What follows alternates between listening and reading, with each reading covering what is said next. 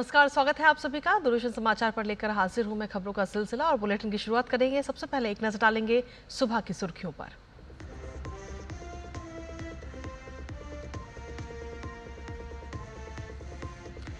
तमिलनाडु दौरे के दूसरे दिन प्रधानमंत्री नरेंद्र मोदी महान चोल सम्राट राजेंद्र चोल की स्मृति में सिक्का करेंगे जारी।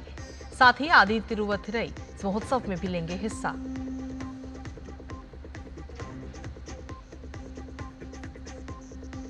प्रधानमंत्री सुबह 11 बजे आकाशवाणी से मन की बात कार्यक्रम के जरिए देश विदेश के लोगों के साथ अपने विचार करेंगे साझा। दूरदर्शन के समूचे नेटवर्क पर होगा सीधा प्रसारण।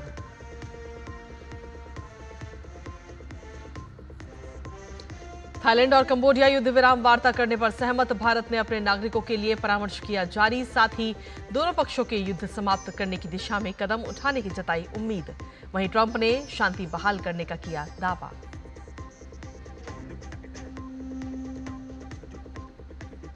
मैनचेस्टर टेस्ट में शुभमन गिल और केएल राहुल की शतकीय पारी से संभली टीम इंडिया। चौथे दिन का स्कोर 174।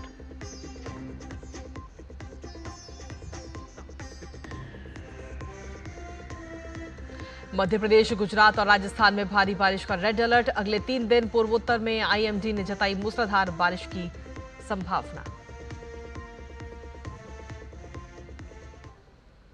प्रधानमंत्री नरेंद्र मोदी तमिलनाडु के दौरे पर हैं और प्रधानमंत्री आज तिरुचिरापल्ली जिले के गंगईकोंडा चोलपुरम मंदिर जाएंगे, जहां वो आदि तिरुवथिरई महोत्सव में हिस्सा लेंगे। ये महोत्सव महान चोल सम्राट राजेंद्र चोल प्रथम की जयंती और उनकी दक्षिण पूर्व एशिया की ऐतिहासिक समुद्री विजय यात्रा की 1000वीं वर्षगांठ के उपलक्ष्य में मनाया जा रहा है। इस अवसर पर प्रधानमंत्री उनके सम्मान में एक स्मारक सिक्का भी जारी करेंगे। राजेंद्र चोल प्रथम भारत के इतिहास के सबसे शक्तिशाली सम्राटों में माने जाते हैं, जिन्होंने गंगईकोंडा चोलपुरम को राजधानी बनाया था और वहां भव्य मंदिर का निर्माण कराया था, जो आज यूनेस्को विश्व धरोहर स्थल में भी शामिल है। ये मंदिर चोल वास्तुकला, शिव भक्ति और प्रशासनिक प्रतिभा का प्रतीक है। आइए देखते हैं ये रिपोर्ट।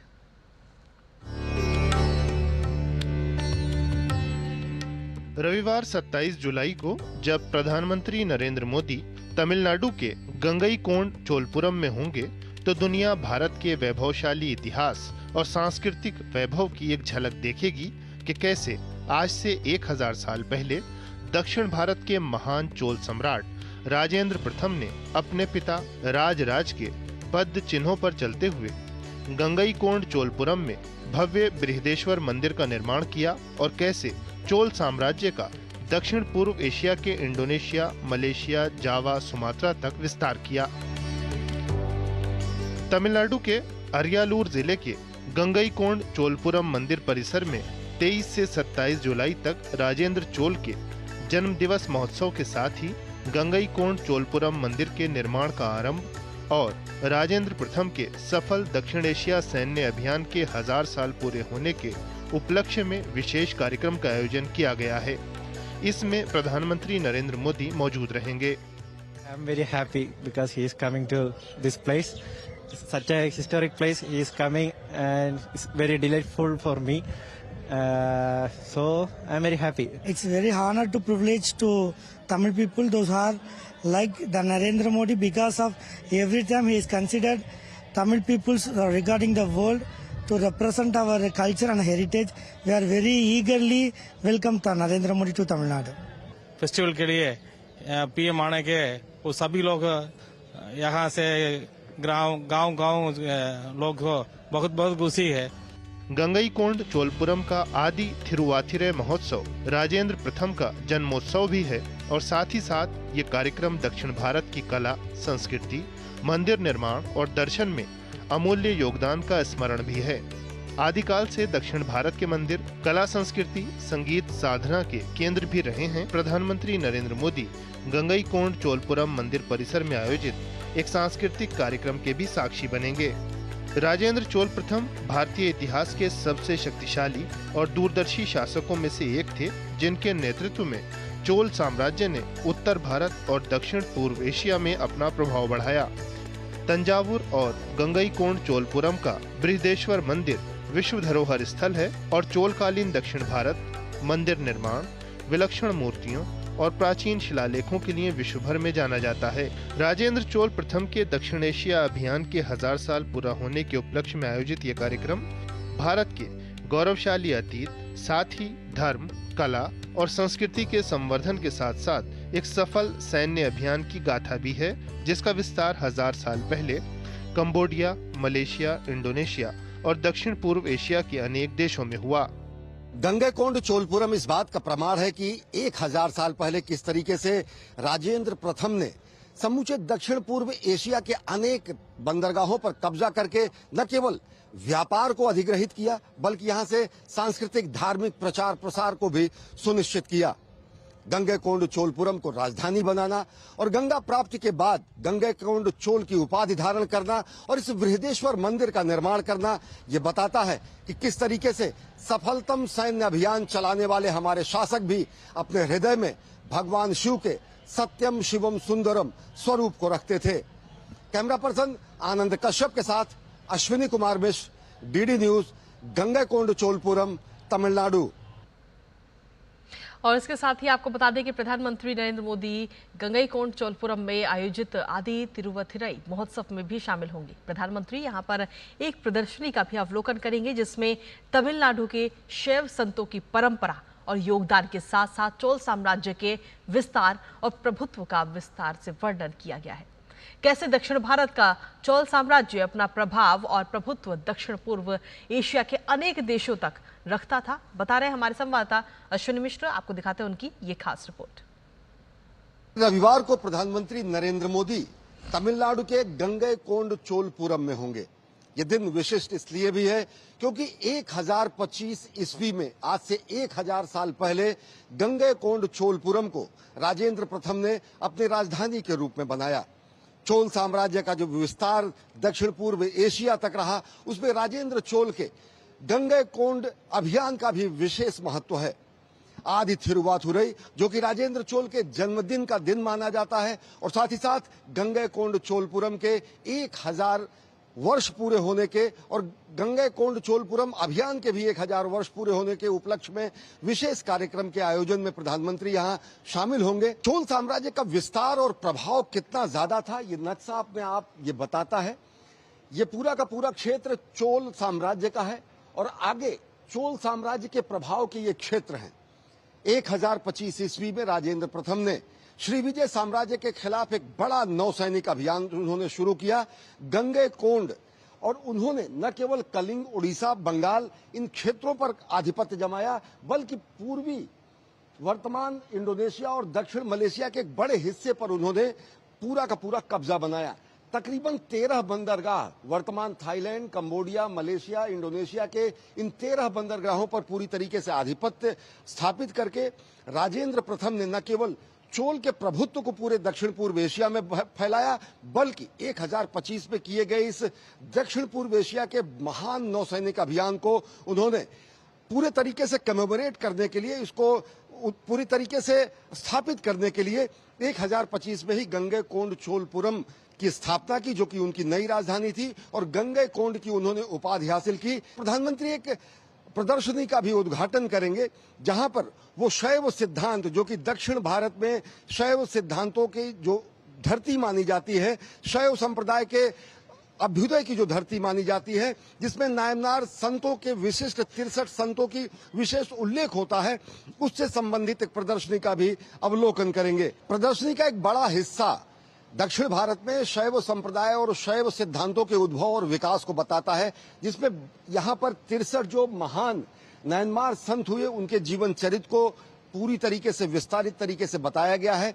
नायनार, अम्मयार और थिरुमूलर, जो अलग अलग यहाँ पर संप्रदाय थे, शैव संप्रदाय के जो महान ऋषि थे, और साथ ही साथ वीणाधर दक्षिणामूर्ति भगवान शिव के अनेक रूपों को भी, अनेक स्वरूपों को भी यहाँ पर प्रदर्शित किया गया है। तो निश्चित तौर से पूरी दुनिया देखेगी कि कैसे शिव और शक्ति के सम्मिलन से सनातन संस्कृति ने अपने उद्भव और विस्तार को दक्षिण भारत से लेकर दक्षिण एशिया के अनेक देशों तक किया। कैमरा पर्सन विनोद कश्यप के साथ अश्विनी कुमार मिश्र, डीडी न्यूज, गंगैकोंड चोलपुरम, तमिलनाडु। और साथ ही आपको बता दें कि इससे पहले प्रधानमंत्री ने तमिलनाडु के लिए कुल 4,900 करोड़ रुपए की विकास परियोजनाओं का उद्घाटन व शिलान्यास किया, जिसमें तूतीकोरिन के नए टर्मिनल भवन का उद्घाटन भी शामिल है, जिसका निर्माण 450 करोड़ रुपए की लागत से हुआ है। इसके साथ ही चिंबरनार बंदरगाह पर 285 करोड़ रुपए की लागत से बने नॉर्थ कार्गो बर्थ 3 का भी उद्घाटन किया गया। रेलवे क्षेत्र में भी 3 बड़ी परियोजनाओं का लोकार्पण किया गया। इसमें मदुरै बोदीनायकनूर लाइन का विद्युतीकरण, नागरकोइल कन्याकुमारी और अरलवई मोझी नागरकोइल खंडों का भी दोहरीकरण इसमें शामिल है। साथ ही सड़क निर्माण के 2 मेगा प्रोजेक्ट्स भी राष्ट्र को समर्पित किए, जिसमें नेशनल हाईवे 36 पर सेठियाथोप से चोलापुरम तक 50 किलोमीटर की 4 लेन सड़क और नेशनल हाईवे 138 पर तूतीकोरिन बंदरगाह तक 6 लेन का संपर्क मार्ग शामिल है। इसके अलावा प्रधानमंत्री नरेंद्र मोदी ने 550 करोड़ रुपए की लागत से बनने वाली एक प्रमुख विद्युत पारेषण परियोजना की आधारशिला भी रखी। ये कुडनकुलम परमाणु ऊर्जा संयंत्र से बिजली की आपूर्ति को सुदृढ़ बनाएगी। प्रधानमंत्री ने इस दौरान कहा कि विकसित भारत के लिए विकसित तमिलनाडु जरूरी है। बीते दशक में राज्य के विकास के लिए केंद्र सरकार ने 3 लाख करोड़ रुपए आवंटित किए हैं, जो कि यूपीए सरकार की तुलना में 3 गुना ज्यादा है। तूतुकुड़ी से किए गए रेल रोड और एयरपोर्ट और बंदरगाह की परियोजनाओं को प्रधानमंत्री ने विकसित तमिलनाडु के लिए बड़ा कदम बताया।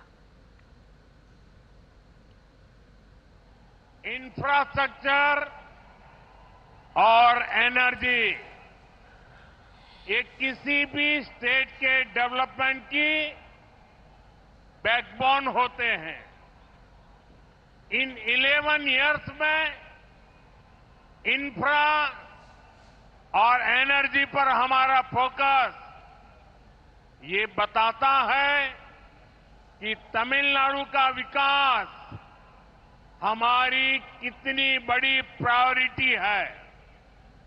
आज की सभी परियोजनाएं भी तूतुकुड़ी और तमिलनाडु को कनेक्टिविटी, क्लीन एनर्जी और नई अपॉर्चुनिटीज का हब बनाएगी।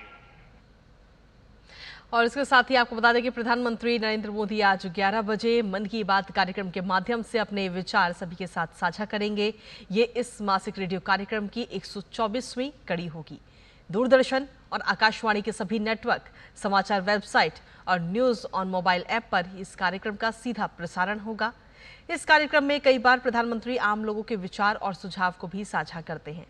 इस मासिक कार्यक्रम के माध्यम से न केवल बड़े राष्ट्रीय मुद्दों पर बात होती है, बल्कि स्थानीय और सामाजिक परिवर्तन को लेकर हो रही कोशिशों का भी जिक्र होता है।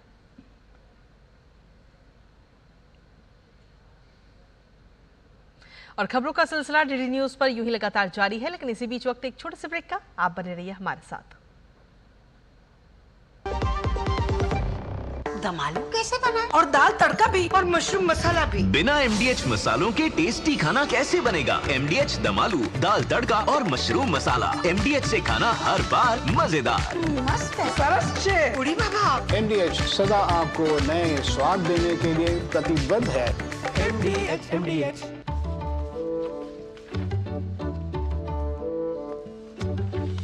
रुक जाओ, ये क्या है? असली नोट? ब्रो, ये फटा है। सुन, कते फटे या पुराने नोट को बैंक ब्रांच में एक्सचेंज कर सकते हैं। वाओ, नया नोट मिलेगा? हाँ, जिससे तू हमें पिज्जा पार्टी देगा। RBI कहता है स्मार्ट बनो, कूल रहो। सुनो, एक अच्छी इंश्योरेंस पॉलिसी AI से पूछते हैं। एक ऐसी पॉलिसी जिसमें प्रीमियम पेमेंट हो लिमिटेड पर इनकम आती रहे लाइफ टाइम। LIC का जीवन उत्सव। एक ऐसी पॉलिसी जो दे होल लाइफ इंश्योरेंस कवर भी। LIC का जीवन उत्सव। वाओ, चलो तो LIC की जीवन उत्सव पॉलिसी ही लेते हैं। मैं भी तुमसे यही कह रही थी। LIC का जीवन उत्सव। लाइफ टाइम सेलिब्रेशन मनाइए LIC के जीवन उत्सव के साथ। फ्यूचर सेट है। और ब्रेक के बाद एक बार फिर से स्वागत आप सभी का। वापस रुक करते हैं खबरों का, जहां NDA के नेतृत्व में बिहार विकास के पथ पर लगातार आगे बढ़ रहा है। केंद्र सरकार और राज्य सरकार मिलकर यहां उद्योग को बढ़ावा दे रहे हैं, और इसी का एक उदाहरण है बिहार का पहला ड्राई पोर्ट यानी सूखा बंदरगाह। जिसे बिहटा में खोला गया है।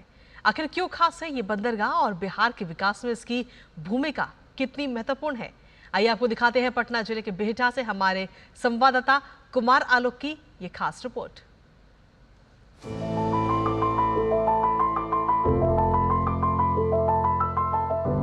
कभी बीमारू राज्य कहा जाने वाला बिहार आज औद्योगिक विकास की परिकल्पनाओं के सारे मिथक तोड़ विकास की नई इबारत लिख रहा है।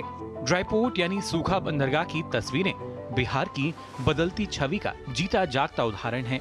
पटना जिले के बिहटा में आप इस ड्राईपोर्ट के कैंपस में आएंगे तो आपको बिहार के औद्योगिक विकास की नई तस्वीर नजर आएगी। यह बंदरगाह केवल बिहार ही नहीं बल्कि झारखंड और उत्तर प्रदेश के अलग अलग हिस्सों के छोटे बड़े व्यापारियों के लिए भी विदेश में आसानी से व्यापार करने की राह खोलेगा। उद्योग जगत से जुड़े लोगों का कहना है कि ड्राईपोर्ट उद्योग की राह आसान बनाएगा, जिससे विदेश में भी व्यापार को बढ़ावा मिलेगा। बिहार से जो भी इंपोर्ट से एक्सपोर्ट होगा वो इसी लोकेशन से हो जाएगा एंड हमारे जो बिजनेस जो कम्युनिटीज हैं जो एग्जिम बिजनेस में हैं उनको किसी तरह की कोई परेशानी नहीं होगी। इस ड्राईपोर्ट के खुल जाने से व्यापारियों के साथ साथ 250 लोगों को स्थानीय स्तर में रोजगार मुहैया हो रहा है। साथ ही आगे 7000 लोगों को इससे रोजगार मिलने के रास्ते खुल गए हैं। जो लोग बाहर काम कर रहे थे आज के डेट में बिहार में काम कर रहे हैं और काफी अच्छे से रोजगार की संभावनाएं काफी बढ़ी हैं। बिहार से पलायन की बड़ी वजह बेरोजगारी है, लेकिन अब यहाँ नई नई विकास परियोजनाओं से रिवर्स माइग्रेशन देखने को मिल रहा है। हमारे बिहार में इस तरह का ड्राईपोर्ट बन गया है तो हम अपना यहीं पे काम कर रहे हैं और यहीं पे पैसा बच रहा है मेरा। बिहार भी बहुत आगे डेवलप कर रहा है और बिहार में भी बहुत अच्छा सर इंडस्ट्रीज आए हैं। बिहटा में सर हम लोग का ये जो आईसीडी है ये भी एक बहुत बड़ा इंडस्ट्री अब बनने जा रहा है। बिहार पूरे भारत में 0.5% आयात निर्यात करता है। ये सुविधा हो जाने से अब 10% तक आयात निर्यात होने की उम्मीद लगाई जा रही है। बिहार से मुख्य तौर पर मखाना, लेदर, सब्जी, फल और विभिन्न प्रकार के फलों के पाउडर की सप्लाई होती है, जिसमें केला, प्याज प्रमुख हैं। इनलैंड कंटेनर डिपो यानी आईसीडी के बिहार में खुल जाने के बाद अब बिहार का रेवेन्यू दूसरे राज्यों में नहीं जाएगा बल्कि बिहार को ही वो रेवेन्यू मिलेगा। साथ ही साथ निर्यात में भी बिहार का प्रतिशत और तेजी से आगे बढ़ेगा। कैमरामैन विनोद ओझा के साथ कुमार आलोक, डीडी न्यूज, बिहटा। और इसी के साथ चलिए खबरों में आगे बढ़ते हैं, जहां आपको बता दें कि आज का दिन केंद्रीय रिजर्व पुलिस बल के देश के प्रति समर्पण भाव और योगदान को याद करने का दिन है। आज़ादी से कई बरस पहले 27 जुलाई 1939 को क्राउन रिप्रेजेंटेटिव पुलिस के रूप में पुलिस बल की स्थापना हुई थी, जिसे आज़ादी के बाद केंद्रीय रिजर्व पुलिस बल नाम मिला। इस बार सीआरपीएफ अपना 87वां स्थापना दिवस जश्न मना रहा है। आइए देखते हैं उसी पर आधारित ये रिपोर्ट।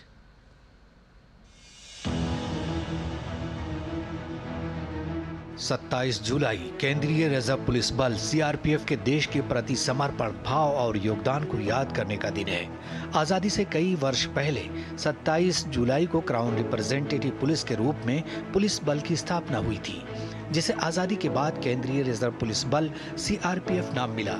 इस बार सीआरपीएफ अपना 87वां स्थापना दिवस का जश्न मना रहा है। सीआरपीएफ का आदर्श वाक्य सेवा और निष्ठा है, जो कर्तव्य के प्रति बल की अटूट प्रतिबद्धता को दर्शाता है। केंद्रीय रिजर्व पुलिस बल भारत का एक प्रमुख केंद्रीय पुलिस बल है, जिसे आंतरिक सुरक्षा बनाए रखने का महत्वपूर्ण कार्य सौंपा गया है। रियासतों के भीतर बढ़ती राजनीतिक उथल-पुथल और अशांति से निपटने के लिए 27 जुलाई 1939 को क्राउन रिप्रेजेंटेटिव पुलिस के रूप में शुरू में स्थापित सीआरपीएफ देश के सबसे पुराने और सबसे प्रतिष्ठित केंद्रीय अर्धसैनिक बलों में से एक के रूप में विकसित हुआ है। सीआरपीएफ भारत का एकमात्र अर्धसैनिक बल है जिसमें 6 महिला बटालियन हैं। पहली महिला बटालियन 88M बटालियन 1986 में स्थापित की गई थी। इसका मुख्यालय दिल्ली में है। सीआरपीएफ की वीआईपी सुरक्षा विंग बड़ी हस्तियों की सुरक्षा करने में माहिर है। इसमें केंद्रीय मंत्री, राज्यपाल, मुख्यमंत्री, राजनेता, सरकारी अधिकारी, आध्यात्मिक नेता, व्यवसायी और अन्य प्रमुख हस्तियां शामिल हैं। यह विशिष्ट इकाई अपने मातहत सुरक्षा पा रही हस्तियों की सुरक्षा को उच्चतम स्तर की देखभाल, सटीकता और पेशेवर तरीके से सुनिश्चित करने के लिए समर्पित है, जो सीआरपीएफ की अपने कर्तव्यों के प्रति अटूट प्रतिबद्धता को दर्शाता है। Commando battalion for resolute action COBRA CRPF की एक विशेष इकाई है जिसे गोरिल्ला और जंग युद्ध संचालन के लिए बनाया गया है, जिसका मुख्य लक्ष्य माओवादी विद्रोह से निपटना है। वहीं रैपिड एक्शन फोर्स सीआरपीएफ की एक विशेष इकाई है जिसे दंगों और सार्वजनिक अशांति से निपटने के लिए अक्टूबर 1992 में स्थापित किया गया था। अपनी त्वरित प्रतिक्रिया के लिए जानी जाने वाली RAF को संकट की स्थितियों में तेजी से तैनात किया जाता है। RAF संयुक्त राष्ट्र शांति मिशनों के लिए पुरुष और महिला दोनों टुकड़ियों को प्रशिक्षित करता है। सीआरपीएफ को राज्यों की सहायता के लिए कानून और व्यवस्था बनाए रखने, उग्रवाद विरोधी अभियान और नक्सल विरोधी अभियान जैसे विभिन्न महत्वपूर्ण काम सौंपे गए हैं। इसका विस्तृत अधिदेश राष्ट्र की आंतरिक सुरक्षा और स्थिरता सुनिश्चित करने में इसकी महत्वपूर्ण भूमिका को दर्शाता है। ब्यूरो इनपुट के साथ नीरज सिंह की रिपोर्ट, DD न्यूज। और इसी के साथ चलिए खबरों में आगे बढ़ेंगे, जहां आपको बता दें कि वरिष्ठ सांसद भर्तृहरि महताब, PP चौधरी, दिलीप सेकिया, CN अन्नादुरई, विद्युत वरण महतो और रवि किशन सहित 17 सांसदों को साल 2025 के संसद रत्न पुरस्कार से सम्मानित किया गया। ये पुरस्कार सांसदों को संसदीय लोकतंत्र में उत्कृष्ट योगदान के लिए दिया गया है। राष्ट्रीय पिछड़ा वर्ग आयोग के अध्यक्ष और पूर्व सांसद हंसराज अहीर की अध्यक्षता वाली निर्णायक समिति ने पुरस्कार विजेताओं का चयन किया और इस साल वित्त और कृषि संबंधी संसदीय स्थायी समितियों को भी इसमें पुरस्कृत किया गया है। ये आपको दिखाते हैं हमारे सहयोगी अमरेंद्र गुप्ता की ये खास रिपोर्ट। जनता अपने जनप्रतिनिधियों को कुछ आकांक्षाओं और उम्मीदों के साथ चुनती है और उन्हें विधानसभा या संसद भवन में भेजती है और अपने प्रतिनिधियों से ये उम्मीद करती है कि वो जनता की उम्मीदों पर खरा उतरें। और ऐसे में जब सांसद अच्छा काम करते हैं तो उनका सम्मान उत्कृष्ट सांसद के तौर पर किया जाता है।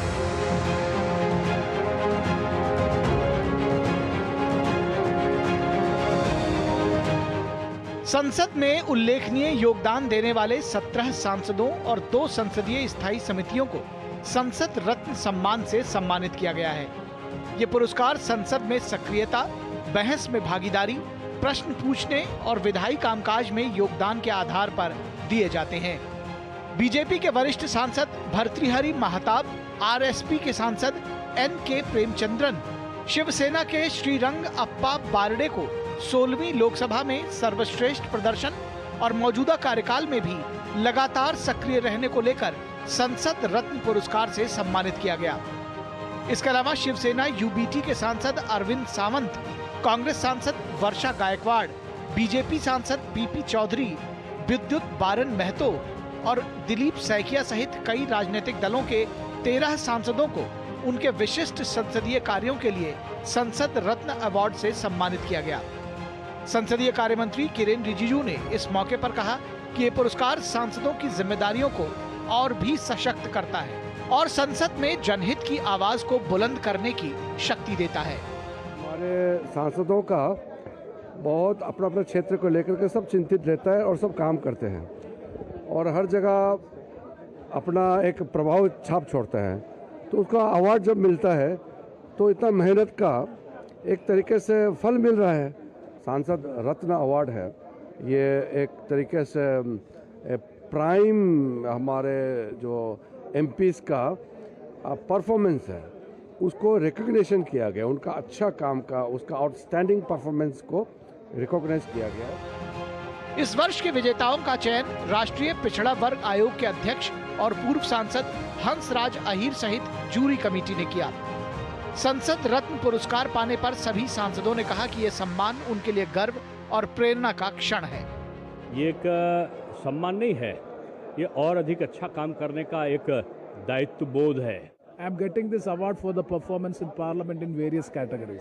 पिछले 8-10 बरस में मुझे 7-8 पुरस्कार मिले, इसमें ये और एक प्रतिष्ठापूर्वक पुरस्कार आज मिला, उसके लिए बहुत आनंद व्यक्त करता हूँ। पार्लियामेंट्री डेमोक्रेसी में जो अकाउंटेबिलिटी है उसको एनकरेज करने के लिए ये बहुत बड़ा प्लेटफॉर्म है। इस अवार्ड से मेरे को और जिम्मेदार बनाया, ऐसा ही मेरा आज फीलिंग्स है। पुरस्कार के माध्यम से मुझे और एक हौसला मिला है कि मैं और अच्छे से काम करूं। संसद रत्न महारत्न हमें मिली है और मैं आपके माध्यम से पूरा जनता जनार्दन मालिक है, मैं उन्हीं को समर्पित करता हूँ। गोरखपुर को ये भेंट है मेरे तरफ से, और ये फिल्म इंडस्ट्री को भेंट है कि एक कलाकार के रूप में मैं पहला कलाकार हूं जो सांसद रत्न बना।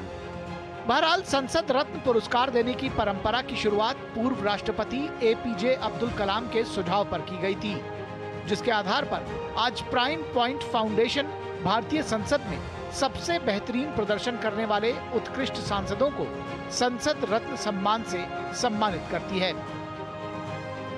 सांसदों को संसद रत्न सम्मान मिला है, ये उनके लिए एक बड़ा पल था जब वो जनता की आकांक्षाओं के साथ संसद भवन में काम कर रहे थे। इस तरह के सम्मान कहीं ना कहीं अच्छे कार्यों को करने के लिए भी प्रेरणा देता है।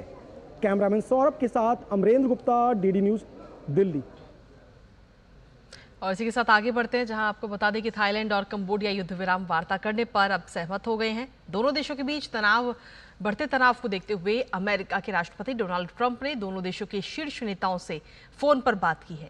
ट्रंप ने दावा किया है कि दोनों देश संघर्ष विराम के लिए सहमत हुए हैं और साथ ही अमेरिका के साथ व्यापार करना चाहते हैं। डोनाल्ड ट्रंप ने स्पष्ट तौर पर कहा कि यदि दोनों देश शांति बहाल नहीं करते हैं तो अमेरिका उनके साथ कोई व्यापारिक समझौता नहीं करेगा। थाईलैंड के कार्यवाहक प्रधानमंत्री ने ट्रंप का आभार व्यक्त करते हुए कहा कि थाईलैंड संघर्ष विराम के लिए सैद्धांतिक रूप से सहमत है, लेकिन कंबोडिया को भी गंभीरता दिखानी होगी। थाईलैंड के कार्यवाहक PM ने कहा कि संघर्ष विराम केवल तभी संभव है जब कंबोडिया विवादित सीमा क्षेत्र से सैन्य गतिविधियां रोके और थाईलैंड के साथ सीधी बातचीत करे। दोनों देशों के बीच जारी संघर्ष में 30 से ज्यादा लोगों की मौत हो गई है, जबकि 1,30,000 से ज्यादा लोग अपने घरों से विस्थापित हो गए हैं। थाईलैंड और कंबोडिया के बीच चल रही झड़पों के बीच में मद्देनजर भारत ने कहा है कि वो स्थिति पर करीबी से नजर रख रहा है और उम्मीद जताई है कि दोनों देश शत्रुता समाप्त करने और तनाव रोकने के लिए कदम उठाएंगे। विदेश मंत्रालय ने कहा कि भारत के दोनों देशों के साथ घनिष्ठ एवं मैत्रीपूर्ण संबंध है। विदेश मंत्रालय ने इस क्षेत्र में भारतीय यात्रियों को किसी भी सहायता के लिए दोनों देशों में स्थित संबंधित दूतावासों से संपर्क करने की सलाह दी है। इससे पहले थाईलैंड और कंबोडिया स्थित भारतीय दूतावासों ने भी अपने नागरिकों के लिए पहले ही अलग अलग परामर्श जारी किए हैं।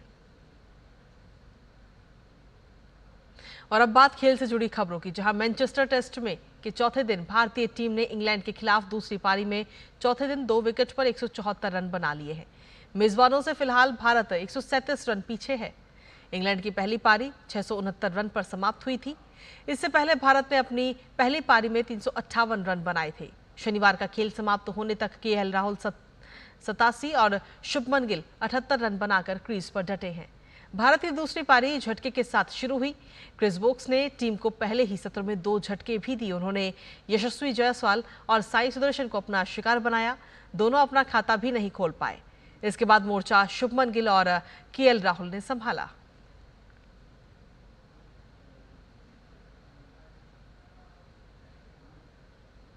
और इसी के साथ फिलहाल मेरे साथ इस बुलेटिन में इतना ही। बाकी देश दुनिया की तमाम खबरों के लिए आप बने रहिए DD न्यूज़ के साथ।